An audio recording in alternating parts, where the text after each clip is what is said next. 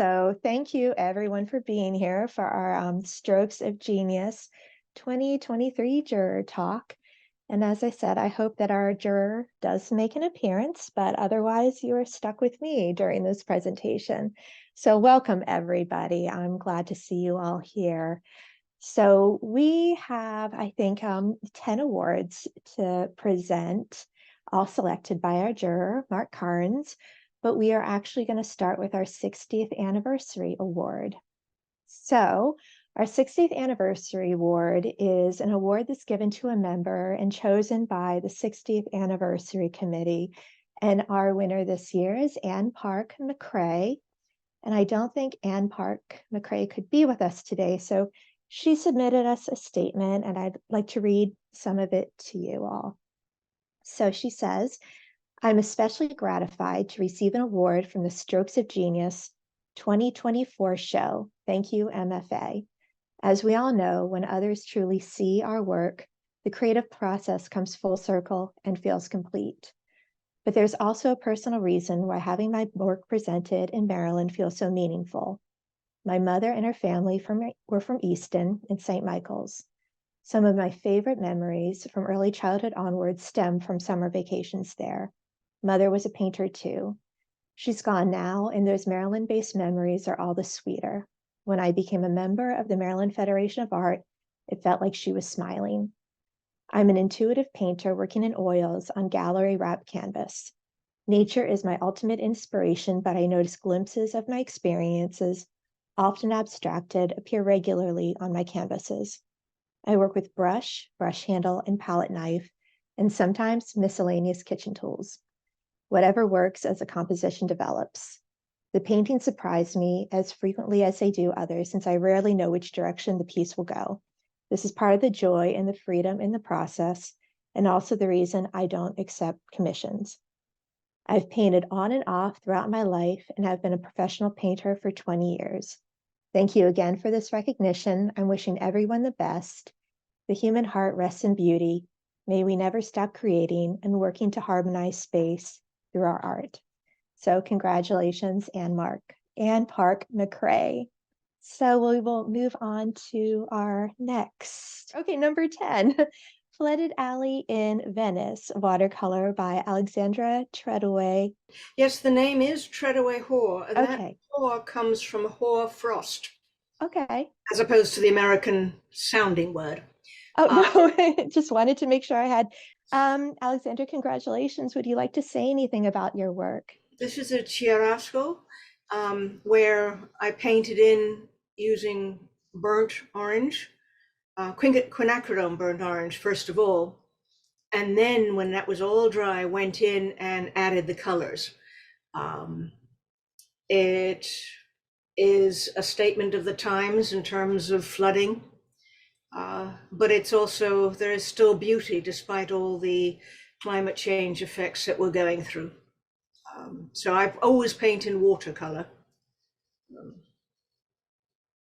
And I use a paintbrush.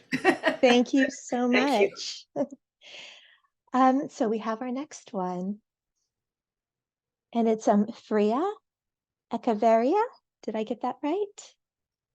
Okay, First Navy airplane, 1911, Dahlgren Hall, United States Naval Academy. Is our artist available? Okay, then I guess we will move on to the number 8, Mary Swan, Rutledge Valley. Mary, are you available to say something about your piece of art?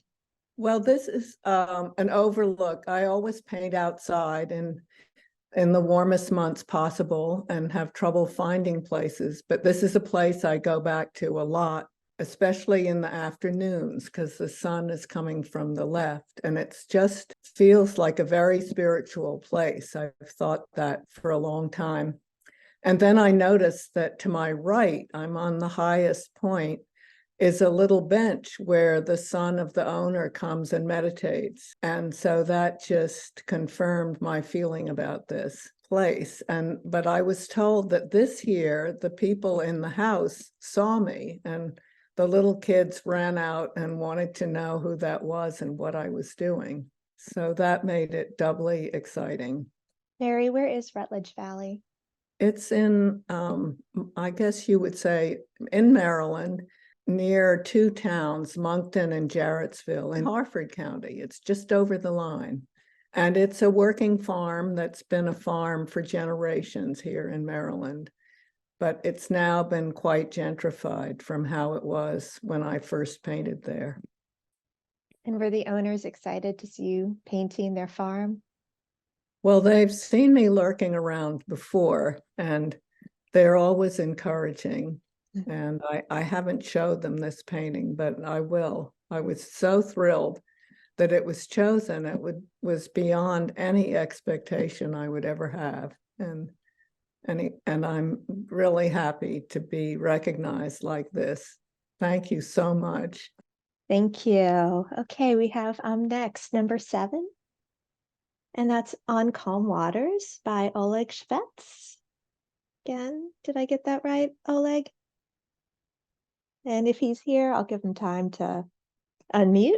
Again, I can't speak to why Mark chose this, but it does appear very peaceful and serene. And, I can see why it might put somebody in a very calm, calm feeling right now. Okay, we've got our next painting.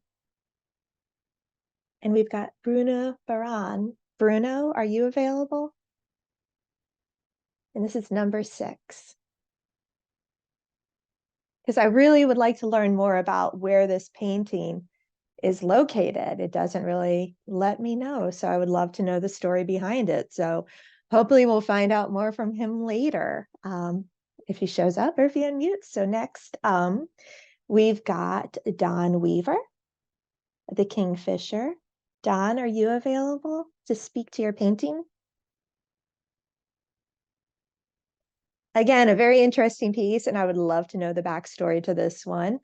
So we've got the next painting, Crossing the Rio Grande. And I think that this, of course, this whole story goes without saying. So Georgi, again, are you available? Yes, I am. Oh, wonderful. And did I say your name right? I apologize. Yes, you did. Okay, wonderful, wonderful. Yeah, please tell us about your painting and what inspired you to paint it and enter it into our exhibition. Yeah, thank you for the recognition. So what inspired me is like the difficult journey some immigrants take to cross the southern border, and all the things that they encounter on the way. This again, it's been one of the newsworthy items in the past, I don't know, 10 years or so, and it seems it goes worse every year, and so it was my intent to put an emphasis and or bring the attention to that matter.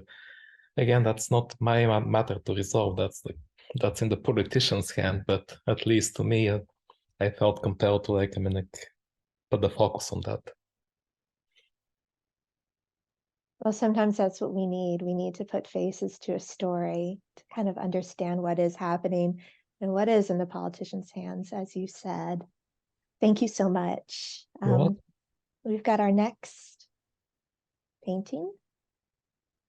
And let me see where we are now. Number 3, Mike Missori, Window Lock. Mike, are you available? And I know I'm jumping ahead sometimes from giving people time to unmute. So Mike, if you're on, feel free to wave, say something. Yeah, I'm here. Great, wonderful. Like I said, I don't want to rush on too quickly from everybody. So I've missed anybody, I apologize. Hi, Mike, thank you. Hello. Would you like to say something about your painting and what inspired you? Well, this is just looking out of my living room window at the neighbor's house and the other houses across from there. It's kind of an object-based landscape. It's either a still life or a landscape, I'm not sure. So the painting is about the lock. And then the background is just the view outside my window. I did a bunch of object-based paintings at the beginning of the year. And this is one of them. And it's very interesting because you said the focus is on the lock, but it looks like a very, peaceful, bucolic scene outside. Is it a historic town where you live? It looks like the Yeah, it's buildings are pretty old. older. My house is 100 years old. These are the original windows. Oh, and it's important to preserve those original windows. So, Yes. what town are you in? Milford, Delaware. Okay, thank you so much, Mike. Sure. Yeah, so we have have number 2, Nancy Clunan, outside number 4. So more of an abstract painting this time. Nancy, are you available to talk to us? Hi, I feel so honored to have not only gotten into a show, but to have won an award, some recognition. It's awesome. I paint abstractly and I'm a dog walker by trade. So I am outside pretty much all day. And the shapes and textures and colors that I see, I kind of absorb and then they kind of come out of me, which is kind of cool. I never know what my paintings will look like. And as one of the earlier recipients just said, she doesn't do commissions because she doesn't know what's going to come out. I kind of feel the same way. I could probably do a commission based on color. That would be about it, and maybe size. So yeah, it's great. This is one of my favorites. It was a series I started at the end of last year. Oh no, beginning of this year. And it's a series of 4, and it was the first one to be finished. So I figured I'd enter it, and it got in. Yeah, and I find a lot of times with abstract, it's a lot of what you're feeling in the moment that comes out in the canvas. Do you know what your feelings were when you were creating this? What was sort of coming out? I don't really know, but I do try to paint as often as I can. So everything is all set up in my studio. And even if I have 10 minutes, I will just do something.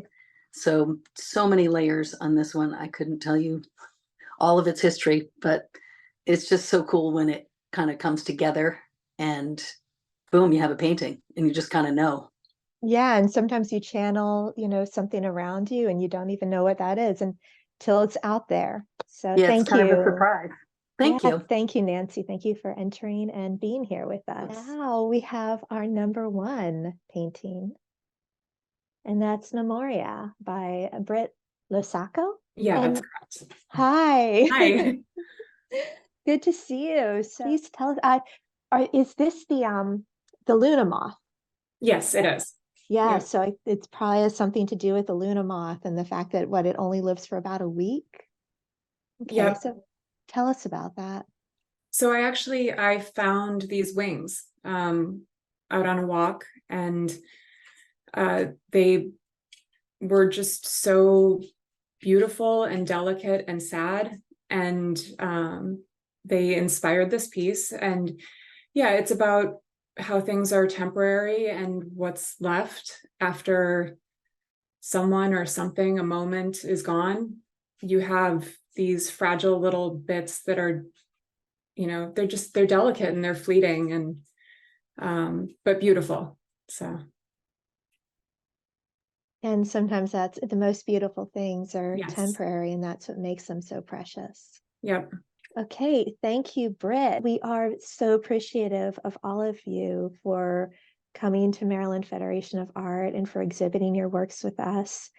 And I really look forward to seeing you all again in the future at other exhibits in the coming year. So thank you so much, Julie. Now you all can enjoy the rest of your Sunday. So thank you so much for being here. Thank you. Thank you for putting on the show. Yeah.